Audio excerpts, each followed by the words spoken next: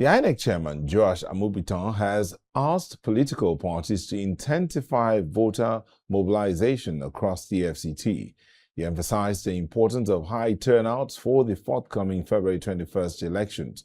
During a consultative meeting in Abuja, Amupitan advised the party leaders to ensure supporters collect their permanent voter cards. The chairman strictly warned against the scourge of vote buying, calling it a subversion of democracy.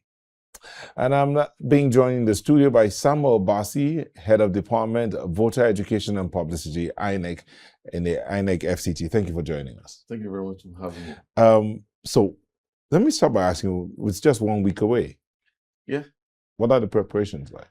Well, we are on it. To have a sense of our preparations, you must have an idea of a schedule of activities and the timeline for the implementation of that. So going by that, we have 13 items on the schedules. We've implemented 11, just have 2 left. That's a conclusion of political parties campaign and election days activities. So as regards that, we are fully prepared for the elections. So FCT is ready for its council election? Yes, INEC FCT. INEC FCT. INEC, as Okay, it's ready for the election. Yeah. Okay, but in terms of voter education, because across the FCT, there are very few people talking about this. Many are not even aware that it happened. It's about to happen. It's around the corner. Some because they feel like their vote won't count, and others because they just don't care. You know, I say that to say this: voter apathy is at almost the lowest ebb. Well, it has been a disturbing trend in Nigerian elections to understand voter apathy as measured by level of participation of electorate at elections. It's quite disturbing. As regards voter education, we are pushing it out. INEC has a responsibility in this regard, civic and voter education, to, kind of promote knowledge of sound electoral process. And this is what we've been doing. Jingles are out there. I don't know if your station is also beneficial of this. And then we have a multi-level stakeholders engagement, the civil society organizations, the media, the traditional rulers, and the people themselves. Yes, we've been doing that to encourage participation, our own part. And at this point, we want to reach out, like what you write in your intros.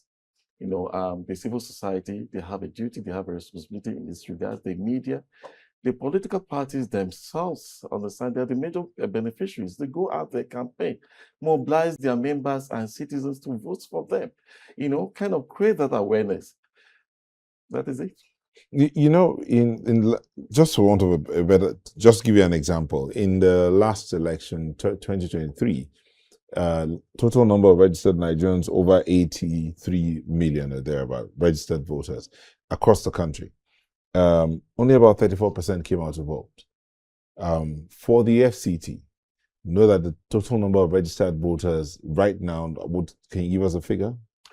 Is 1,680,315 voters. No. Of that number, what percentage do you think will come out or are willing to come out to vote? No, on that, I won't be able to speculate on the percentage of that, but we encourage people to come out, those that have registered to come out.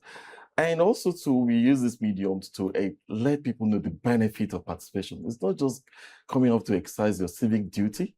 You should understand the, kind of recognize the benefit of participation, choosing people that will take decisions that affect your well-being and the well-being of the society. Incidents of the local government or the, area council elections. Area councils are the closest tier of government to people.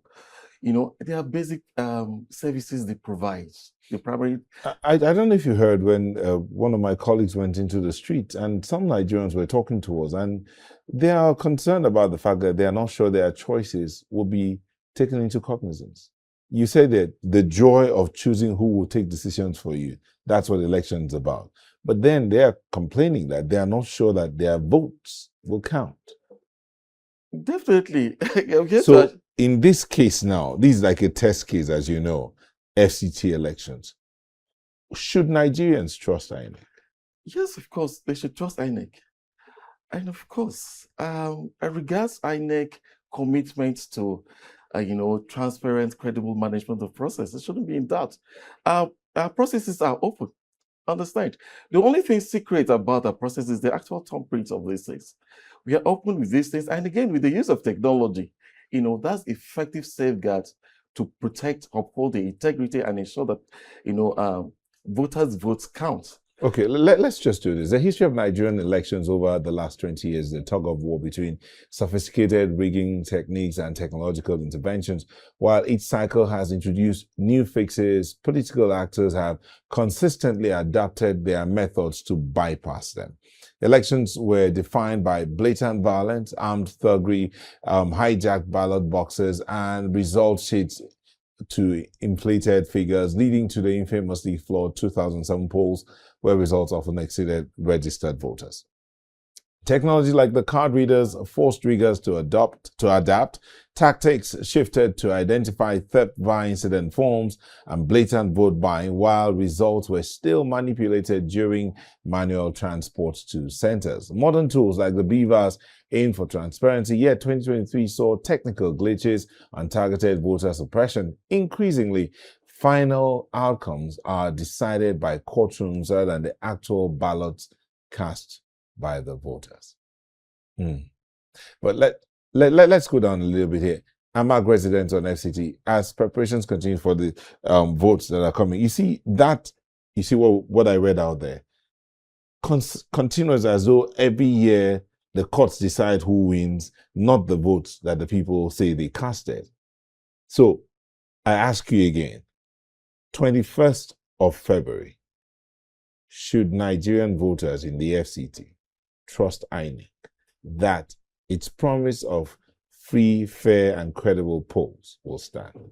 Yes, of course, they should trust INEC. I should trust the processes. And again,